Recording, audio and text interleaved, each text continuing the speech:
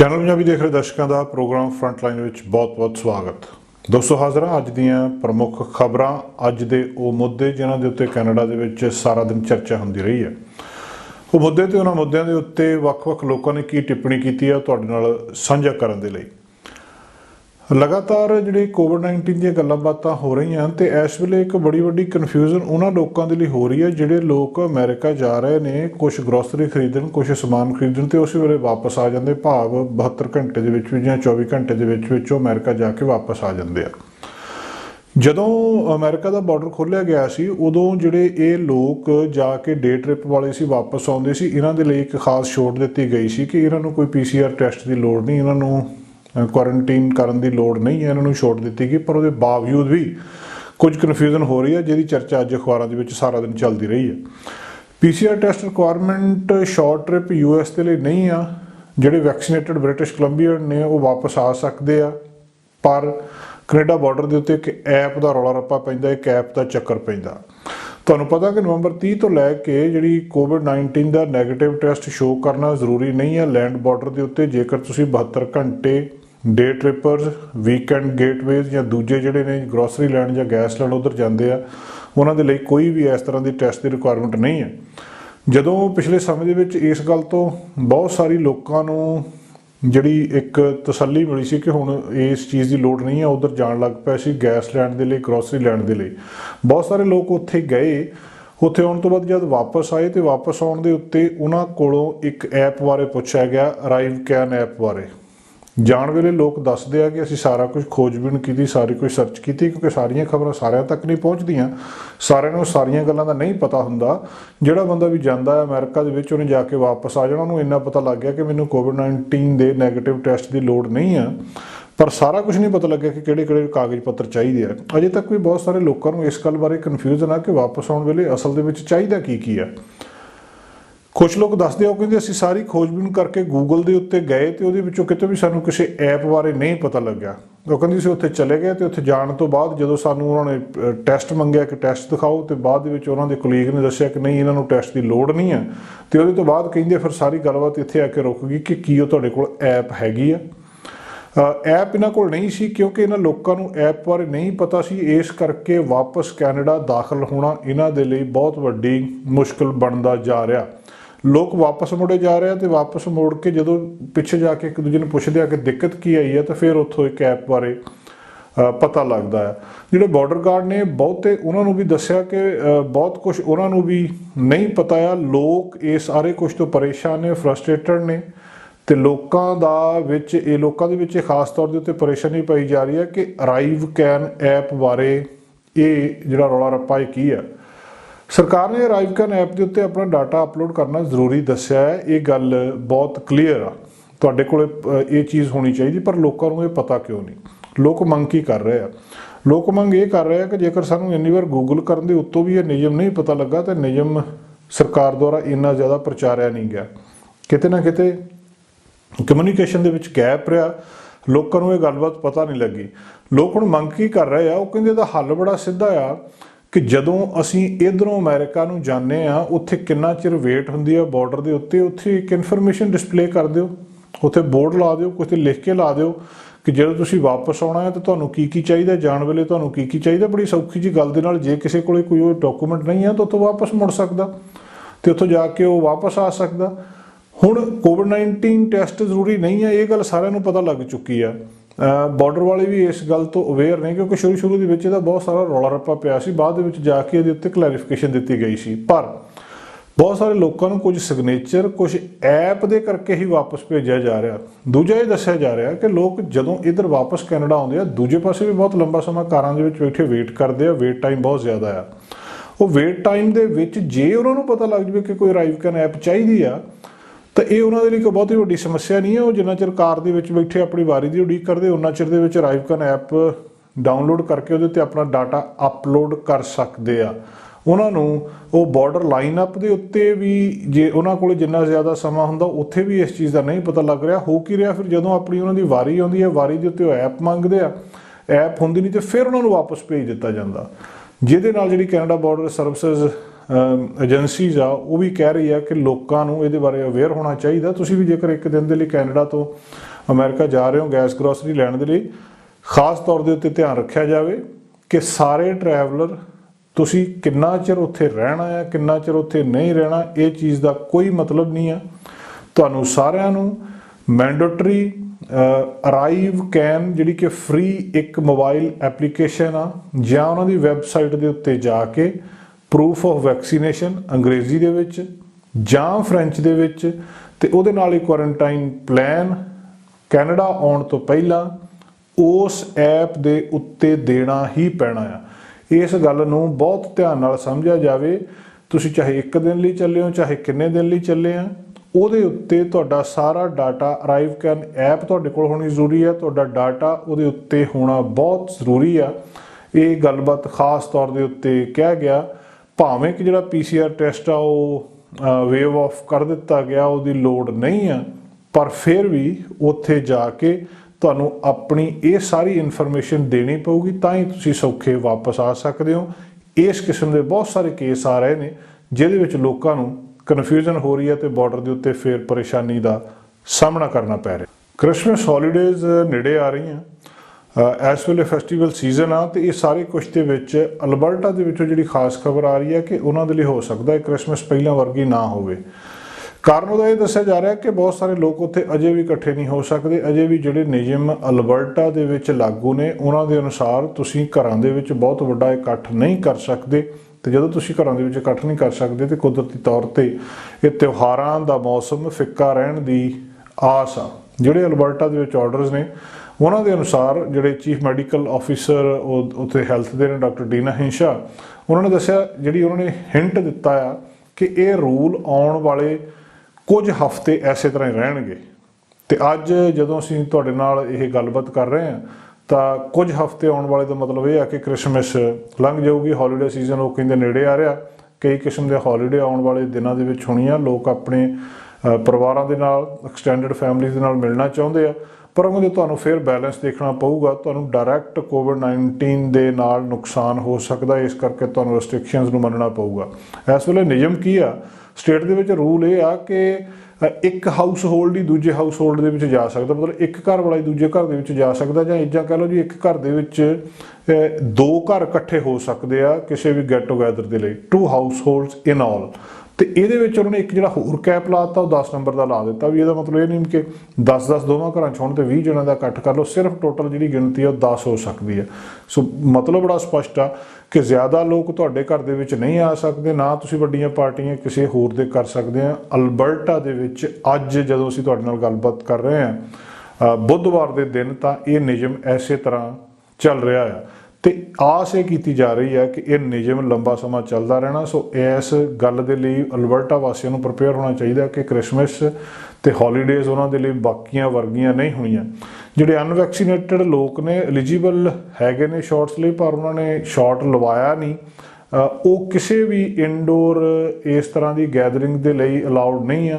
ਇਹ ਉਹਨਾਂ ਦੇ ਉਹ ਇੱਥੇ ਇਕੱਠੇ ਨਹੀਂ ਹੋ ਸਕਦੇ। ਉਹ ਕਹਿੰਦੇ ਅਸੀਂ ਬਹੁਤ ਸਾਰੇ ਜਿਹੜੇ ਇਹਨੂੰ ਵਾਇਰਸ ਨੂੰ ਫੈਲਣ ਤੋਂ ਰੋਕਣ ਦੇ ਲਈ ਇਹ ਸਾਰੇ ਤਰੀਕੇ ਵਰਤ ਰਹੇ ਆ, ਤੇ ਬਹੁਤ ਸਾਰੀਆਂ ਕੁਛ ਜਿਹੜੀਆਂ ਡਿਟੇਲਸ ਨੇ ਉਹ ਅਨਕਲੀਅਰ ਵੀ ਨੇ। ਇਹਦੇ ਬਾਰੇ ਵੀ ਉਹਨਾਂ ਨੇ ਇਹ ਗੱਲ ਮੰਨਿਆ ਹੈ ਕਿ ਪੈਂਡੈਮਿਕ ਤੇ ਨਵਾਂ ਜਿਹੜਾ ਵੇਰੀਐਂਟ ਆਫ ਕੰਸਰਨ ਆ ਓਮਿਕਰੋਨ, ਉਹਦੇ ਬਾਰੇ ਵੀ ਉਹ ਕਹਿੰਦੇ ਅਸੀਂ ਹਜੇ ਤੱਕ ਇਹਦੇ ਬਾਰੇ ਸਾਨੂੰ ਬਹੁਤਾ ਕੁਛ ਨਹੀਂ ਪਤਾ। ਕੈਨੇਡਾ ਦੇ ਜਿਹੜੇ ਅਲਬਰਟਾ ਦੇ ਟੌਪ ਡਾਕਟਰ ਨੇ ਉਹ ਲੋਕਾਂ ਨੂੰ ਇਸ ਗੱਲ ਦੇ ਲਈ ਬੇਨਤੀ ਕਰ ਰਹੇ ਆ ਕਿ ਇੱਕ ਦੂਜੇ ਤੋਂ ਦੂਰ ਰਹੋ, ਥੋੜ੍ਹਾ ਜਿਹਾ ਹੋਰ ਸਮਾਂ ਇਹ ਛੁੱਟੀਆਂ ਦੇ ਵਿੱਚ ਸਬਰ ਕਰੋ, ਤੁਸੀਂ ਐਡਾ ਵੱਡਾ ਇਕੱਠ ਨਾ ਕਰੋ। ਤਾਂ ਉਹ ਕਹਿੰਦੇ ਤੁਸੀਂ ਵੈਕਸੀਨੇਟਡ ਹੈਗੇ ਆ ਜਾਂ ਨਹੀਂ ਹੈਗੇ, ਪਰ ਪਬਲਿਕ ਹੈਲਥ ਮੈਜਰਸ ਨੂੰ ਫੋਲੋ ਕਰੋ। ਡਾਕਟਰ ਡੀਨਾ ਹਿੰਸ਼ਾ ਨੇ ਖਾਸ ਤੌਰ ਦੇ ਉੱਤੇ ਗੱਲ ਦੱਸੀ ਆ। ਉਹ ਕਹਿੰਦੇ ਜਿੰਨੀਆਂ ਵੀ ਇਨਡੋਰ ਪਬਲਿਕ ਪਲੇਸਿਸ ਆ ਉਹਦੇ ਵਿੱਚ ਮਾਸਕ ਪਾਓ, ਗੈਦਰਿੰਗਸ ਥੋੜ੍ਹੀਆਂ ਕਰੋ, ਜੇ ਪੋਸੀਬਲ ਹੈ ਤਾਂ ਗੈਦਰਿੰਗਸ ਨੂੰ ਬਾਹਰ ਕਰ ਲਓ। ਇੱਥੇ ਗੱਲ ਵੀ ਧਿਆਨ ਦੇਣ ਵਾਲੀ ਹੈ ਕਿ ਜੇ ਤੁਸੀਂ ਬਾਹਰ ਗੈਦਰਿੰਗ ਕਰਦੇ ਆ, ਆਪਣੇ ਕੋਈ ਸੱਜਣਾ ਮਿੱਤਰਾਂ ਨੂੰ ਬਾਹਰ ਮਿਲਣਾ ਚਾਹੁੰਦੇ ਆ, ਤਾਂ ਉੱਥੇ ਇਹ ਡਬਲ ਹੋ ਜਾਂਦਾ ਨੰਬਰ ਅੰਦਰ ਨਾਲੋਂ, ਭਾਵ 20 ਹੋ ਜਾਂਦਾ ਆ, ਤੇ ਉੱਥੇ ਵੀ ਇਕੱਠ ਕੀਤਾ ਜਾ ਸਕਦਾ। ਪਰ ਲੋਕਾਂ ਦੇ ਵਿੱਚ ਅਜੇ ਤੱਕ ਇਸ ਗੱਲ ਨੂੰ ਲੈ ਕੇ ਚਿੰਤਾ ਆ ਕਿ ਇਹ ਕ੍ਰਿਸਮਸ ਪਹਿਲਾਂ ਵਰਗੀ ਨਹੀਂ ਹੋਣੀ, ਕਿਉਂਕਿ ਜਿਹੜੀਆਂ ਪਾਬੰਦੀਆਂ ਅਲਬਰਟਾ ਦੇ ਵਿੱਚ ਇਸ ਵੇਲੇ ਲੱਗੀਆਂ, ਇੱਕ ਘਰ ਦੇ ਅੰਦਰ ਸਿਰਫ 10 ਵਿਅਕਤੀ ਇਕੱਠੇ ਹੋ ਸਕਦੇ ਆ, ਇੱਕ ਹੋਰ ਘਰ ਆ ਸਕਦਾ ਆ, ਉਹਦੇ ਨਾਲ ਕ੍ਰਿਸਮਸ ਪਾਰਟੀਜ਼ ਤੇ ਕ੍ਰਿਸਮਸ ਫਿੱਕੀ ਰਹਿਣ ਦੀ ਲੋਕਾਂ ਨੂੰ ਚਿੰਤਾ। ਕੱਲ੍ਹ ਦੀ ਇੱਕ ਹੋਰ ਖਬਰ ਬਹੁਤ ਚਰਚਾ ਦੇ ਵਿੱਚ ਹੈ ਕਿ ਫੈਡਰਲ ਸਰਕਾਰ ਨੇ 10 ਹੋਰ ਜਿਹੜੇ ਅਫਰੀਕਨ ਕੰਟਰੀਜ਼ਾਂ ਨੂੰ ਟਰੈਵਲ ਬੈਨ ਵਾਲੀ ਲਿਸਟ ਦੇ ਵਿੱਚ ਸ਼ਾਮਲ ਕਰ ਲਿਆ।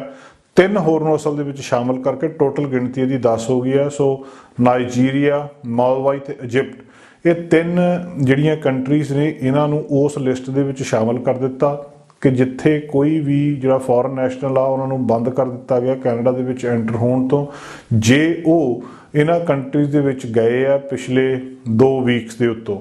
ਦੂਜੀਆਂ ਜਿਹੜੀਆਂ ਕੰਟਰੀਜ਼ ਆ ਉਹ ਪਹਿਲਾਂ ਹੀ 7 ਕੰਟਰੀਜ਼ ਨੂੰ ਪਹਿਲਾਂ ਹੀ ਬੈਨ ਕੀਤਾ ਸੀ। ਕੈਨੇਡਾ ਨੇ ਸਭ ਤੋਂ ਪਹਿਲਾ ਸਟੈਪ ਲੈਂਦੇ ਆ ਓਮੀਕਰੋਨ ਵਾਇਰਸ ਦੇ ਨਾਲ। ਕੈਨੇਡੀਅਨ ਤੇ ਜਿਹੜੇ ਪਰਮਾਨੈਂਟ ਰੈਜ਼ੀਡੈਂਟਸ ਨੇ ਜਿਹੜੇ ਵਾਪਸ ਆ ਰਹੇ ਆ ਇਹਨਾਂ 10 ਕੰਟਰੀਜ਼ ਤੋਂ, ਉਹਨਾਂ ਨੂੰ ਵੀ ਟੈਸਟ ਕੀਤਾ ਜਾਣਾ ਇੱਥੇ ਅਰਾਈਵਲ ਤੇ ਉਹਨਾਂ ਨੂੰ ਵੀ ਕੁਆਰੰਟੀਨ ਕਰਨਾ ਪਊਗਾ ਜਦੋਂ ਤੱਕ ਉਹਨਾਂ ਦਾ ਰਿਜ਼ਲਟ ਨੈਗੇਟਿਵ ਨਹੀਂ ਆਉਂਦਾ। ਜੇ ਉਹਨਾਂ ਦਾ ਰਿਜ਼ਲਟ ਨੈਗੇਟਿਵ ਆਉਂਦਾ ਆ ਤਾਂ ਕੁਆਰੰਟੀਨ ਆਪਣੇ ਘਰ ਦੇ ਵਿੱਚ ਖਤਮ ਕਰ ਸਕਦੇ ਆ ਤੇ ਉਹਨਾਂ ਨੂੰ ਫੇਰ ਵੀ ਟੈਸਟ ਕਰਨਾ ਪਊਗਾ 8ਵੇਂ ਦਿਨ ਦੇ ਉੱਤੇ ਆਪਣੇ ਕੁਆਰੰਟਾਈਨ ਦੇ ਦੌਰਾਨ। ਅਨਵੈਕਸੀਨੇਟਡ ਟਰੈਵਲਰ ਉਹਨਾਂ ਨੂੰ ਜਿਹੜਾ ਇੱਕ ਡੈਜ਼ਿਗਨੇਟਡ ਕੁਆਰੰਟਾਈਨ ਫੈਸਿਲਿਟੀ ਦੇ ਵਿੱਚ ਰਹਿਣਾ ਪਊਗਾ ਸਾਰੇ ਕੁਆਰੰਟਾਈਨ ਪੀਰੀਅਡ ਦੇ ਵਿੱਚ।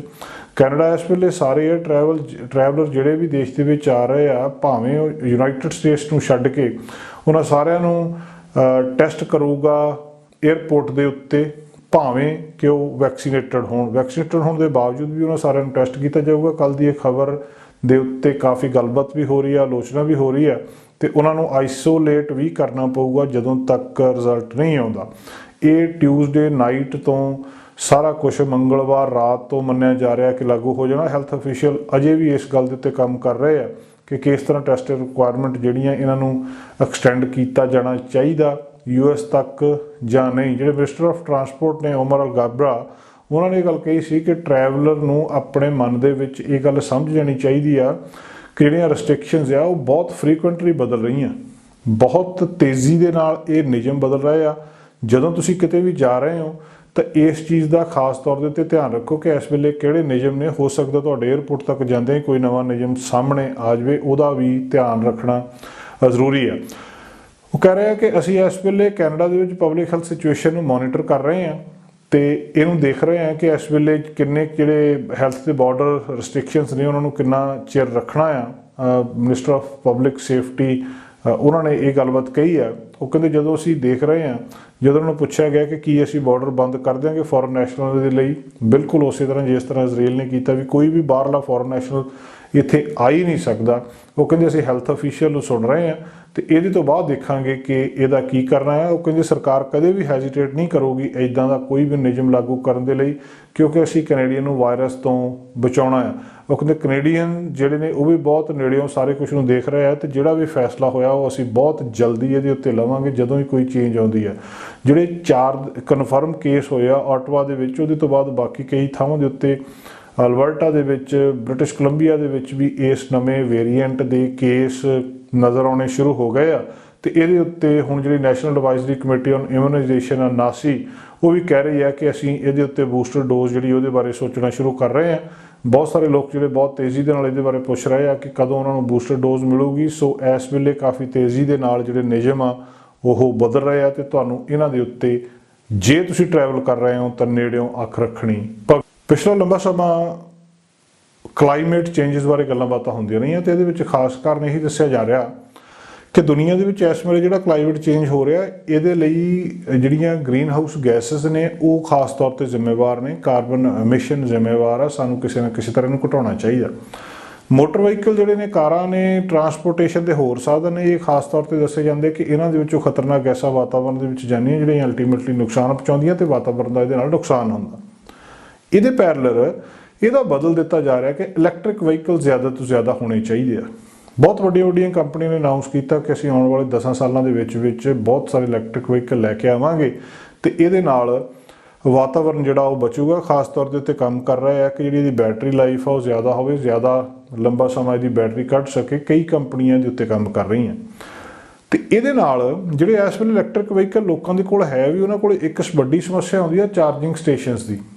ਸ਼ਹਿਰਾਂ ਦੇ ਵਿੱਚ ਚਾਰਜਿੰਗ ਸਟੇਸ਼ਨਸ ਜਿਹੜੇ ਖਾਸ ਕਰ ਫਾਸਟ ਚਾਰਜਿੰਗ ਸਟੇਸ਼ਨਸ ਨੇ ਉਹ ਬਹੁਤੇ ਜ਼ਿਆਦਾ ਨਹੀਂ ਹੈ।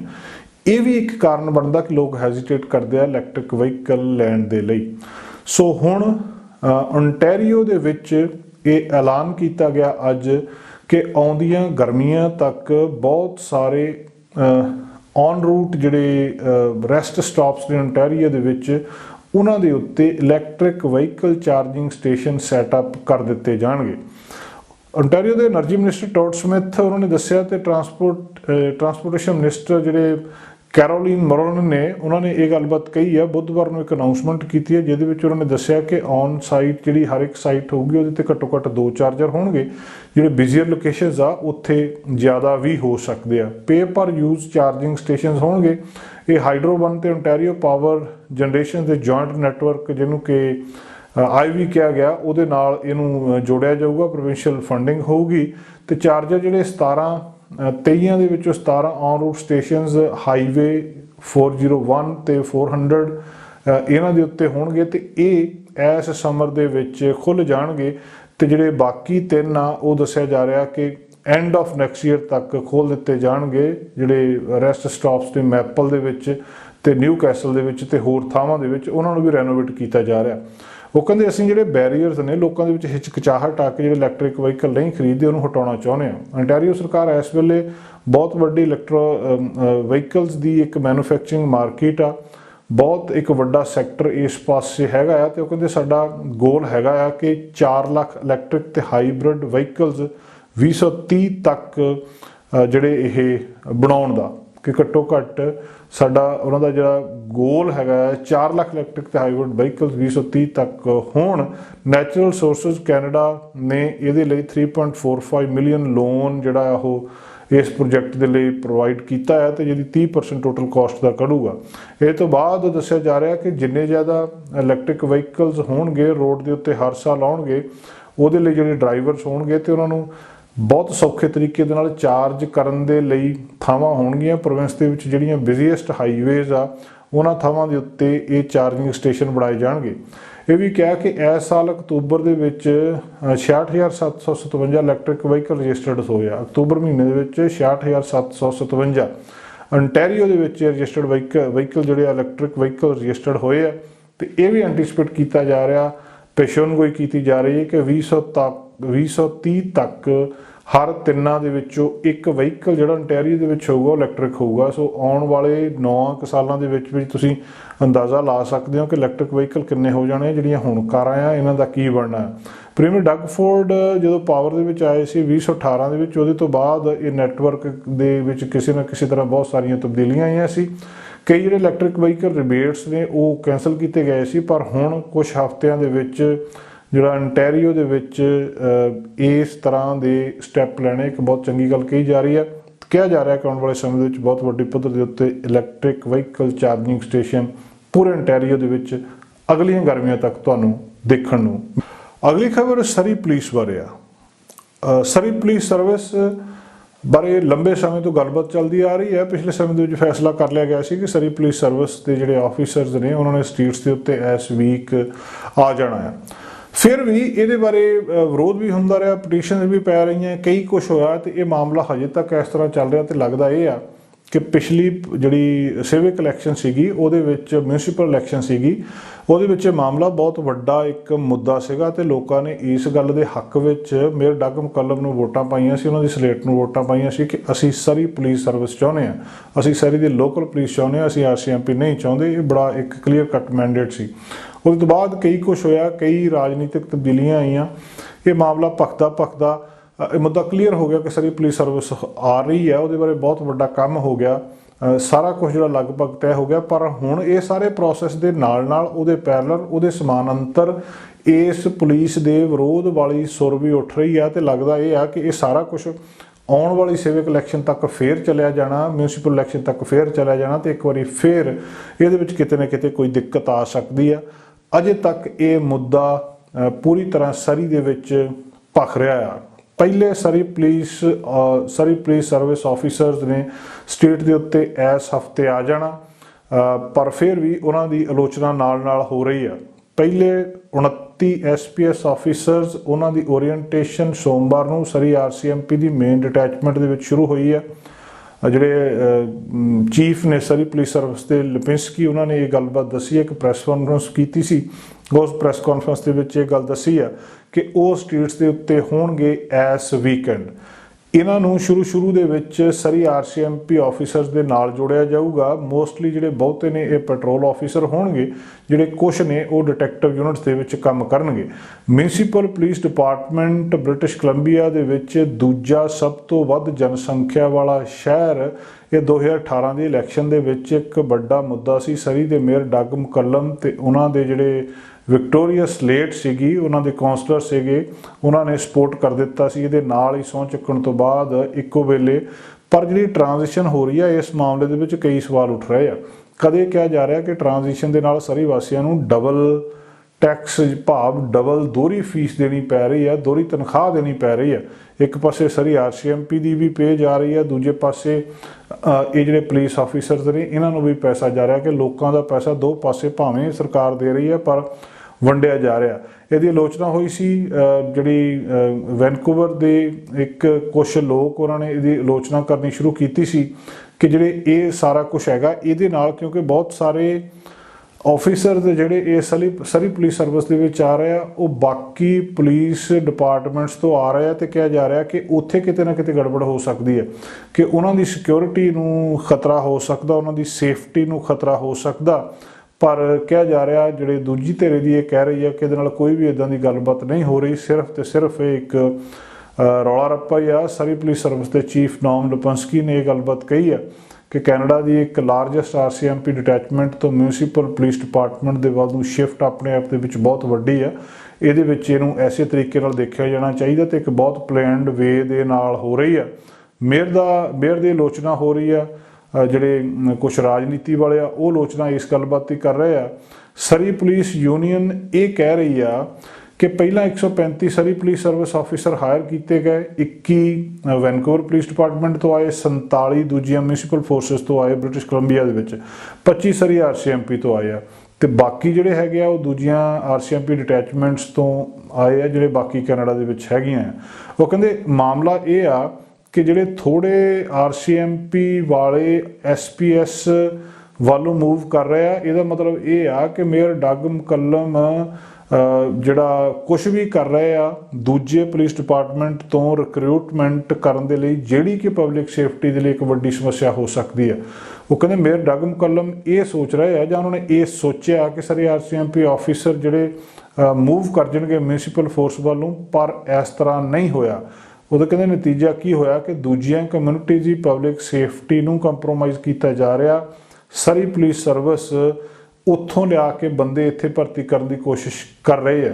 ਦੂਜੇ ਪਾਸੇ ਮੇਅਰ ਮਕੱਲਮ ਨੇ ਕਿਹਾ ਕਿ ਇਹ ਫੈਕਟਸ ਟੋਟਲੀ ਗਲਤ ਨੇ, ਇਹ ਨਿਰਾਧਾਰ ਨੇ, ਇਹਦਾ ਕੋਈ ਵੀ ਆਧਾਰ ਨਹੀਂ ਹੈ, ਸਿਰਫ ਆਲੋਚਨਾ ਕਰਨ ਦੇ ਲਈ ਆਲੋਚਨਾ ਕੀਤੀ ਜਾ ਰਹੀ ਆ। ਬਹੁਤ ਸਾਰੇ ਜਿਹੜੇ ਕੁਝ ਕਾਉਂਸਲਰਸ ਨੇ ਉਹ ਵੀ ਇਸ ਚੀਜ਼ ਦੀ ਵਿਰੋਧਤਾ ਕਰ ਰਹੇ ਆ। ਸੋ ਕਿਹਾ ਜਾ ਰਿਹਾ ਕਿ ਸਰੀ ਦੀ ਜਿਹੜੀ ਪ੍ਰਪੋਜ਼ਡ 2022 ਬਜਟ ਆ ਉਹਦੇ ਵਿੱਚ ਹਜੇ ਤੱਕ ਜਿਹੜੀ ਟੈਕਸ ਪੇਅਰਸ ਦੇ ਲਈ ਇਹ ਗੱਲਬਾਤ ਕਲੀਅਰ ਨਹੀਂ ਹੋਈ ਕਿ ਜਿਹੜੀ ਜਿੰਨੀ ਟ੍ਰਾਂਜੀਸ਼ਨ ਸਪੈਂਡਿੰਗ ਹੋ ਰਹੀ ਆ ਇਹ ਉਹਨਾਂ ਦੇ ਉੱਤੇ ਕਿਸ ਤਰੀਕੇ ਦੇ ਨਾਲ ਪੈਣੀ ਆ। ਮੇਅਰ ਮਕੱਲਮ ਨੇ ਕਿਹਾ ਕਿ ਜਿਹੜਾ ਡਰਾਫਟ ਬਜਟ ਦਾ ਉਹ ਅਗਲੇ ਹਫ਼ਤੇ ਰਿਲੀਜ਼ ਕਰ ਦਿੱਤਾ ਜਾਣਾ ਤੇ ਇੱਦਾਂ ਦੀ ਕੋਈ ਵੀ ਮਾੜੀ ਖਬਰ ਸਰੀ ਦੇ ਟੈਕਸ ਪੇਅਰਸ ਦੇ ਲਈ ਹੋਣੀ ਜਿਹਦੀ ਵਿਰੋਧੀ ਧਿਰ ਕਹਿ ਰਹੀ ਹੈ ਕਿ ਬਹੁਤ ਵੱਡਾ ਟੈਕਸ ਸਰੀ ਨਿਵਾਸੀਆਂ ਦੇ ਉੱਤੇ ਲੱਗ ਰਿਹਾ ਆ। ਤੇ ਉਹ ਕਹਿੰਦੇ ਅਸੀਂ ਜਿਹੜਾ ਪ੍ਰੋਪਰਟੀ ਟੈਕਸ ਹੈਗਾ ਉਹਨੂੰ 2.9% ਜਿਹੜਾ ਕਿਹਾ ਜਾ ਰਿਹਾ ਸੀ ਕਿ ਇਨਕਰੀਜ਼ ਹੋ ਜਾਣਾ ਇਸ ਸਾਲ ਦੇ ਵਿੱਚ। ਸੋ 2023 ਤੱਕ ਇਹ ਪੁਲਿਸ ਦੀ ਟ੍ਰਾਂਜੀਸ਼ਨ ਹੋਣੀ ਆ। ਗੱਲ ਬੜੀ ਕਲੀਅਰ ਆ, ਲੋਕਾਂ ਨੇ ਮੰਗ ਕੀਤੀ, ਮੰਗ ਕਰਕੇ ਇੱਕ ਸਲੇਟ ਨੂੰ ਚੁਣਿਆ ਕਿ ਸਰੀ ਪੁਲਿਸ ਦੇ ਸਰਵਿਸ ਨੂੰ ਲੈ ਕੇ ਆਓ। ਸਰੀ ਪੁਲਿਸ ਸਰਵਿਸ ਆ ਗਈ, ਇਹਦਾ ਵਿਰੋਧ ਹੋਇਆ। ਸ਼ੁਰੂ ਦੇ ਵਿੱਚ ਲੱਗਦਾ ਇਹ ਸੀ ਕਿ ਵਿਰੋਧ ਬਹੁਤ ਥੋੜ੍ਹਾ ਆ, ਗੱਲਬਾਤ ਸਾਰੀ ਫਾਈਨਲ ਹੋ ਗਈ। ਪਰ ਇਹ ਵਿਰੋਧ ਚੱਲਦਾ ਅਗਲੀ ਇਲੈਕਸ਼ਨ ਤੱਕ ਪਹੁੰਚ ਗਿਆ ਤੇ ਹੋ ਸਕਦਾ ਕਿ ਅਗਲੀ ਇਲੈਕਸ਼ਨ ਦੇ ਵਿੱਚ ਜੇਕਰ ਕੋਈ ਫੇਰ ਬਦਲ ਹੁੰਦੀ ਆ ਕੌਂਸਲ ਦੇ ਵਿੱਚ ਤਾਂ ਇਹ ਫੈਸਲੇ ਵੀ ਮੁੜ ਤੋਂ ਵਿਚਾਰੇ ਜਾਣ। ਇਸ ਗੱਲਬਾਤ ਨੂੰ ਲੈ ਕੇ ਜਿਹੜੇ ਲੋਕ ਸਰੀ ਪੁਲਿਸ ਸਰਵਿਸ ਦੀ ਸਪੋਰਟ ਕਰਦੇ ਆ ਉਹ ਚਿੰਤਤ ਨੇ। ਕੈਨੇਡਾ ਸਰਕਾਰ ਦੁਆਰਾ ਕੱਲ੍ਹ ਲਏ ਗਏ ਫੈਸਲੇ ਦੀ ਗੱਲ ਅੱਜ ਚੱਲ ਰਹੀ ਆ, ਅੱਜ ਉਹਦੀ ਆਲੋਚਨਾ ਵੀ ਹੋ ਰਹੀ ਆ ਤੇ ਉਹਦੇ ਬਾਰੇ ਲੋਕਾਂ ਦੇ ਵਿੱਚ ਕਨਫਿਊਜ਼ਨ ਵੀ ਬਹੁਤ ਆ। ਫੈਡਰਲ ਸਰਕਾਰ ਹਜੇ ਤੱਕ ਇਹ ਕਹਿ ਰਹੀ ਆ ਕਿ ਜਿਹੜੀ ਨਵੀਂ ਰਿਕੁਆਇਰਮੈਂਟ ਕੋਵਿਡ-19 ਟੈਸਟਿੰਗ ਦੀ ਸਾਰੇ ਟਰੈਵਲਰਸ ਦੇ ਲਈ ਕੈਨੇਡਾ ਦੇ ਵਿੱਚ ਪਹੁੰਚਣ ਤੋਂ ਬਾਅਦ ਹੋਣੀ ਆ ਅਮਰੀਕਾ ਨੂੰ ਛੱਡ ਕੇ। ਪਰ ਅਜੇ ਤੱਕ ਲੋਕਾਂ ਨੂੰ ਇਹ ਨਹੀਂ ਪਤਾ ਲੱਗਿਆ ਕਿ ਕਦੋਂ ਤੋਂ ਸ਼ੁਰੂ ਹੋਣੀ ਆ ਤੇ ਇਹ ਕਿਹਨੇ ਕਰਨੀ ਆ।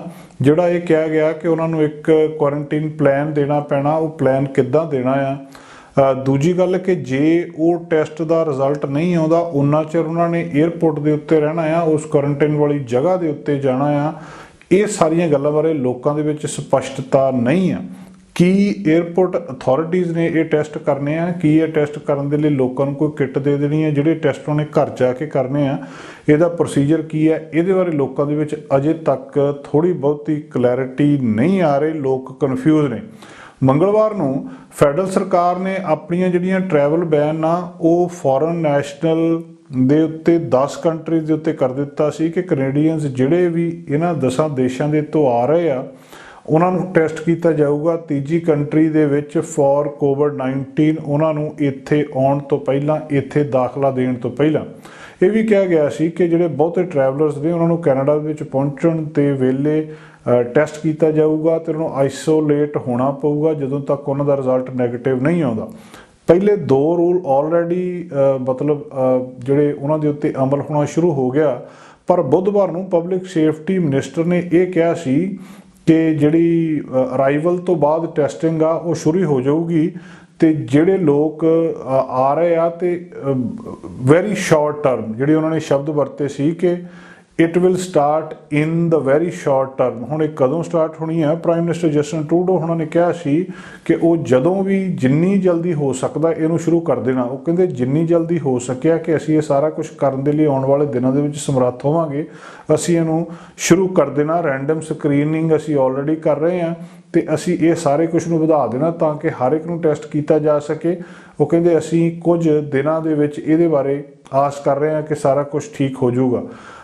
ਇਹ ਵੀ ਕਿਹਾ ਜਾ ਰਿਹਾ ਕਿ ਸਰਕਾਰ ਇਹ ਵੀ ਕਹਿ ਰਹੀ ਹੈ ਕਿ ਇਹ ਜਿਹੜੀ ਪਬਲਿਕ ਜਿਹੜੀ ਐਡਵਾਈਸ ਆ ਪਬਲਿਕ ਹੈਲਥ ਅਫੀਸ਼ੀਅਲਸ ਤੋਂ ਉਹਨੂੰ ਵੀ ਦੇਖਿਆ ਜਾ ਰਿਹਾ ਟੈਸਟਿੰਗ ਰੂਲਸ ਦੇ ਲਈ ਕਿ ਕੀ ਇਹਨੂੰ ਅਮਰੀਕਾ ਤੋਂ ਆਉਣ ਵਾਲੇ ਟਰੈਵਲਰਸ ਲਈ ਵੀ ਵਧਾਉਣਾ ਆ। ਇਹ ਨਵਾਂ ਨਿਯਮ ਓਮਿਕਰੋਨ ਵੇਰੀਐਂਟ ਦੇ ਸਾਹਮਣੇ ਆਉਣ ਤੋਂ ਬਾਅਦ ਇੱਕਦਮ ਸਰਕਾਰ ਨੇ ਲਿਆਂਦਾ ਸੀ ਕਿ ਜਿਹੜਾ ਵੀ ਹੁਣ ਕੈਨੇਡਾ ਦੇ ਵਿੱਚ ਪਹੁੰਚੂਗਾ ਉਹਦਾ ਟੈਸਟ ਹੋਊਗਾ ਤੇ ਟੈਸਟ ਹੋਣ ਤੋਂ ਬਾਅਦ ਉਹਨੂੰ ਇੱਕ ਕੁਆਰੰਟਾਈਨ ਪਲਾਨ ਦੇਣਾ ਪਊਗਾ। ਫਿਰ ਜੇਕਰ ਉਹ ਨੈਗੇਟਿਵ ਆਉਂਦਾ ਆ ਤਾਂ ਉਹਦੀ ਅਗਲੀ ਜਿਹੜੀ ਕਾਰਵਾਈ ਕੀਤੀ ਜਾਊਗੀ ਤੇ ਉਹਨਾਂ ਚਿਰ ਉਹਨੂੰ ਆਈਸੋਲੇਸ਼ਨ ਦੇ ਵਿੱਚ ਰਹਿਣਾ ਪਊਗਾ। ਹੁਣ ਜਿਹੜੀ ਇਹ ਰੂਲਸ ਨੇ ਬਹੁਤ ਰੈਪਿਡਲੀ ਬਦਲ ਰਹੇ ਆ। ਟਰੈਵਲਰਸ ਦੇ ਵਿੱਚ ਕਨਫਿਊਜ਼ਨ ਪੈਦਾ ਹੋ ਰਿਹਾ। ਸ਼ੁੱਕਰਵਾਰ ਤੋਂ ਲੈ ਕੇ ਜਦੋਂ ਸਰਕਾਰ ਨੇ ਰੈਸਟ੍ਰਿਕਸ਼ਨ ਇੰਟਰਨੈਸ਼ਨਲ ਟਰੈਵਲ ਦੇ ਲਈ ਜਿਹੜੀਆਂ ਟਾਈਟ ਕੀਤੀਆਂ ਹੈ ਤੇ ਇਹਨੂੰ ਸਪਰੈਡ ਨੂੰ ਕੋਵਿਡ-19 ਦੇ ਵੇਰੀਐਂਟ ਨੂੰ ਸਲੋ ਕਰਨ ਦੇ ਲਈ ਯਤਨ ਕੀਤੇ ਜਾ ਰਹੇ ਆ। ਫੋਰਨ ਨੈਸ਼ਨਲ 10 ਦੇਸ਼ਾਂ ਦੇ ਜਿਹੜੇ ਅਫਰੀਕਾ ਦੇ ਵਿੱਚ ਦੇਸ਼ ਹੈਗੇ ਉਹਨਾਂ ਦੇ ਉੱਤੇ ਬੈਨ ਲਾਇਆ ਗਿਆ ਆ।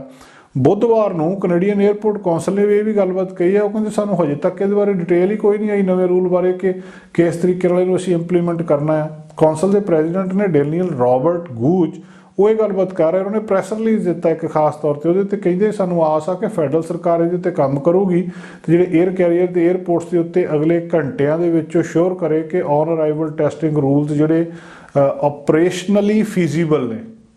ਵੀ ਜਿਹੜੀ ਗੱਲ ਸਰਕਾਰ ਕਹਿ ਰਹੀ ਹੈ ਕਿ ਹਰ ਇੱਕ ਬੰਦੇ ਨੂੰ ਤੁਸੀਂ ਟੈਸਟ ਕਰਨਾ, ਕੀ ਇਹ ਸੰਭਵ ਹੈਗਾ? ਇਹਦੇ ਉੱਤੇ ਵੀ ਸਰਕਾਰ ਨੂੰ ਵਿਚਾਰ ਕਰਨਾ ਚਾਹੀਦਾ। ਤੇ ਉਹ ਕਹਿੰਦੇ ਇੱਕੋ ਇੱਕ ਇਹਦਾ ਤਰੀਕਾ ਜਿਹੜਾ ਆਪਰੇਸ਼ਨਲੀ ਫੀਜ਼ੀਬਲ ਹੈਗਾ ਤਰੀਕਾ, ਇੰਟਰਨੈਸ਼ਨਲ ਜਿਹੜੇ ਅਰਾਈਵਿੰਗ ਟਰੈਵਲਰ ਆ ਸਾਰੇ ਦੇਸ਼ਾਂ ਦੇ ਅਮਰੀਕਾ ਨੂੰ ਛੱਡ ਕੇ ਕਿ ਉਹਨਾਂ ਨੂੰ ਆਫ ਸਾਈਟ ਟੈਸਟ ਦੇ ਦਿੱਤੇ ਜਾਣ, ਜਾਂ ਵੀ ਜਿਸ ਤਰੀਕੇ ਨਾਲ ਉਹ ਟਰੈਵਲਰ ਜਿਹੜੇ ਆਪਣੇ ਘਰ ਦੇ ਵਿੱਚ ਚਲੇ ਜਾਣ ਤੇ ਉੱਥੇ ਜਾ ਕੇ ਉਹ ਜਾਂ ਵੀ ਕੋਈ ਜਿਹੜਾ ਉਹਨਾਂ ਦਾ ਸੈਲਫ ਆਈਸੋਲੇਸ਼ਨ ਵਾਲਾ ਪੁਆਇੰਟ ਆ ਉੱਥੇ ਜਾ ਕੇ ਟੈਸਟ ਕਰ ਲੈ ਜਾਣ। ਆਟਵਾ ਦੇ ਵਿੱਚ ਬੁੱਧਵਾਰ ਨੂੰ ਜਿਹੜੀ ਡਿਟੇਲ ਸੀ ਕਿ ਜਿਹੜੀ ਕਿਸ ਤਰੀਕੇ ਨਾਲ ਅਰਾਈਵਲ ਟੈਸਟਿੰਗ ਹੋਣੀ ਆ ਅਜੇ ਤੱਕ ਕਲੀਅਰ ਨਹੀਂ ਹੋਈਆਂ।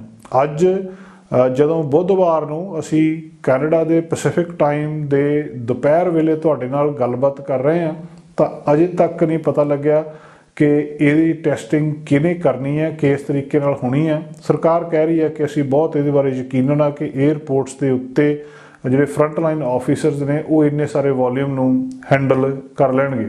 ਮੰਗਲਵਾਰ ਨੂੰ ਫੈਡਰਲ ਸਰਕਾਰ ਨੇ ਜਿਹੜੀ national advisory committee on immunisation ਆ ਨਾਸੀ ਉਹਨੂੰ ਵੀ ਪੁੱਛਿਆ ਸੀ ਕਿ ਸਾਨੂੰ ਕੁਇਕ ਗਾਈਡੈਂਸ ਦਿਓ ਇਹਦੇ ਬਾਰੇ ਕਿ ਬੂਸਟਰ ਸ਼ਾਟ ਰਿਕੁਆਇਰਡ ਆ ਨਵੇਂ ਵੇਰੀਐਂਟ ਦੇ ਮਾਮਲੇ ਦੇ ਵਿੱਚ ਜਾਂ ਨਹੀਂ।